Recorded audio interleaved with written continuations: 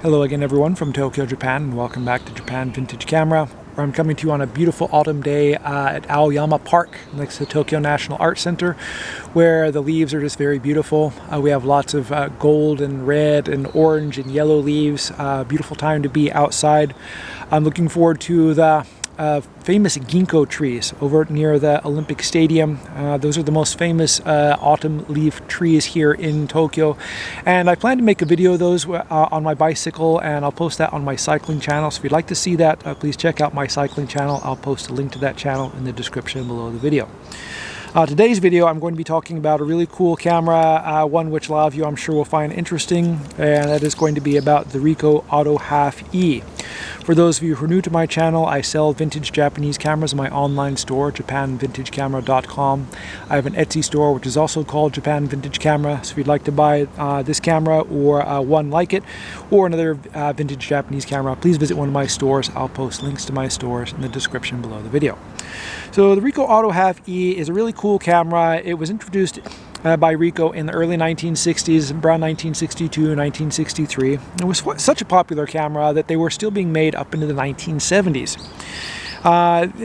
This was Ricoh's main answer or main entrant into the half-frame 35mm market, which was really booming in the 1960s.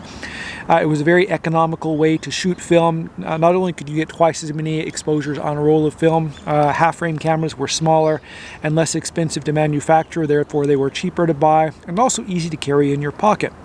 And by this time, by the 1960s, optics technology and film technology had advanced to the point where you could get really high resolution images off of a half-frame format 35mm film in the more simpler lenses designed for this format.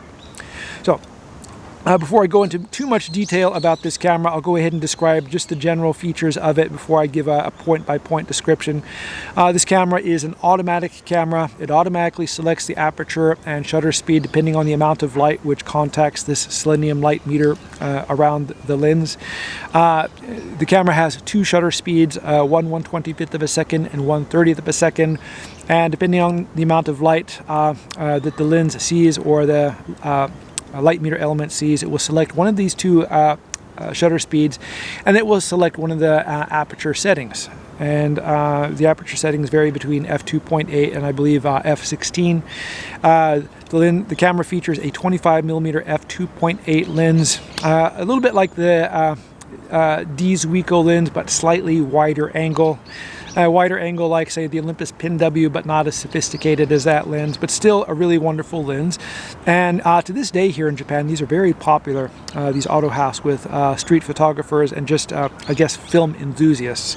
And I see a lot of photos taken with these in the local photo magazines.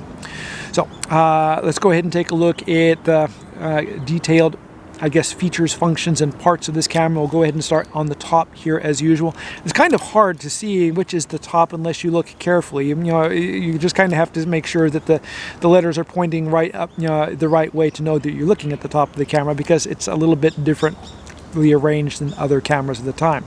But here on the top of the camera, we have a couple of dials on this side. The inner dial with the black ring and or black disc and the numbers is the one you turn to set the film speed. And this has a range of ASA 25 or ISO 25 to 400, which is suitable for about 99% of the film on the market today. So finding film for this camera and its meter limitations, no problem.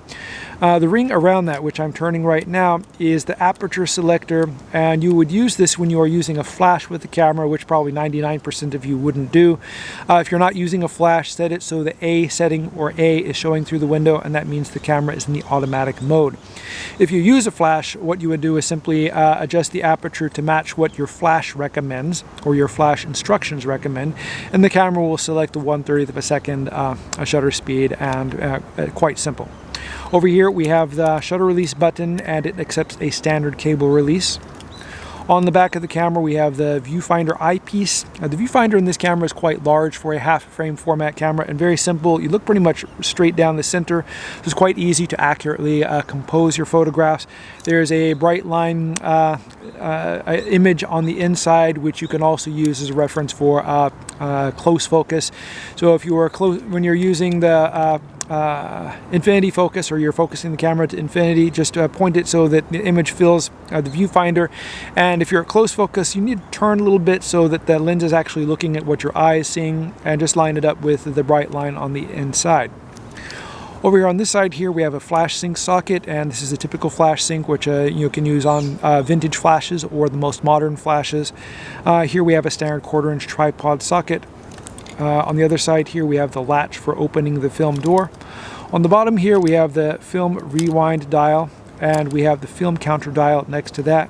Over here, we have the winding knob, which you use to wind up the spring-loaded motor, which powers the camera. And then the center here, you have a release button, which you depress to rewind the film. Opening the back door, you can see on the inside here, there isn't much to the inside. We have a chamber here for the film. We have a spool here for taking up the sprocket, or taking up the films. And we have the sprocket here, which is used to regulate the exposures, the amount of film going through, and to clock the shutter. So when you load film in the camera, you would push the rewind knob down, drop in your film cartridge, push it back up like so, pull the film across and feed it into one of the take-up slots. You can do that by pushing the inner button and simply winding up or lining up the film into the slot, and then simply winding it. This camera is kind of charged because I was fiddling with it earlier, but you wind it up until the teeth on the film, or teeth on the sprocket, are catching or lined up with the holes on the film, and then simply close the bottom. And if you look at the bottom, the S will be showing, and you can simply fire the camera like so. It's winding down right now because there's no film in the camera, and if there's film, as it winds, it will pull the teeth over and lock the film for the next exposure and reset the shutter. It's a very simple and easy to understand system, and there isn't much which can go wrong with one of these cameras. Now, saying that, there are a couple of issues which these cameras have, and the worst one and the most common one is a dead light meter cell. So unfortunately, the light meter cells, these are selenium cells, and selenium light meter cells, they can either be very terrible or very good depending on which make you're looking at. Certain cameras like the, say, Olympus Ace and old Olympus or Yashica cameras, the light meter cell seems to last forever, whereas in other cameras like this one and some Canon cameras, it just doesn't last so long.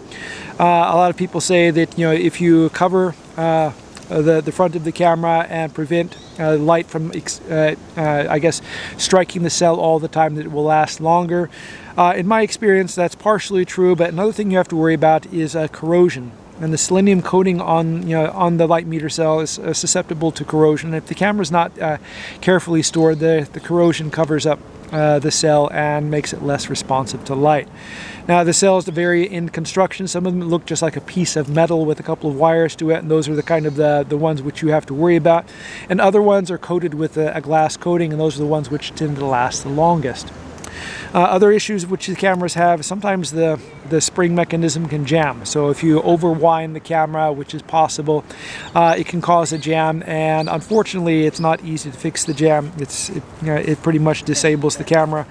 And another issue is the light seals, which you can see on this camera. They're a little bit dry rotted right now. They aren't as bad in this camera as some of them I've seen. So if you have a camera with dry rotted light seals, make sure to clean it out and replace the light seals, because the dust from the inside can get in and contaminate everything and cause problems on the inside of the camera. What was really cool about these cameras was the wide variety of styles which they were available in. They were available in, I guess, like in car speak, they used to use the word trim level, and they have various, levels depending on how much money you spend on the car, and some are more deluxe than others. With the Ricoh, there wasn't much really difference in the price, but there were a lot of options available. And this one here has this really cool silver front with the flower pattern, which is really interesting. There were other patterns like this, or ones which were simple machined marks on the front, which looked really good, or they had a variety of different colors. I've seen these in red, yellow, orange, blue, brown, black. A lot of different colors were available, and so regardless of your style or fashion sense at the time, you could find one of these cameras which I guess was tasteful to you. Kind of reminds me of Chrysler cars in the late 60s and early 70s. They went really crazy when it came to things like color and trim and stuff like that. And for example, I had a friend who had a Plymouth Duster. It was called Panther Pink. The color was Panther Pink. And it had this kind of paisley vinyl roof or something on top, which was called a mod top. And it was really cool back in the when the car came out. But it wasn't a Duster; it was actually a Dodge Dart. But anyway, by the 70s, that kind of had gone out of style. People thought it was hideous, and then by the 90s or so, it became a very rare and desirable kind of thing. But that was one of the good things about the 60s and 70s or early 70s was car makers and camera makers weren't afraid to experiment with different styles and fashions and things like that.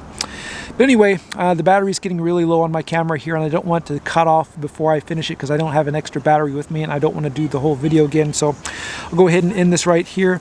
I will be making more videos this week. Another one at the end of this week. I have another how-to video which I want to do on the Canon Demi. I've got some experience with that camera recently, so I thought maybe some people might like to know how to do common repairs to that camera. So I'll go ahead and get that posted when I can. And I've got some more interesting cameras which I will do a description video of next weekend. So if you'd like to see these, please subscribe. If you like the video, please go ahead and hit the like button. Thank you very much for watching, and I hope you tune in again soon.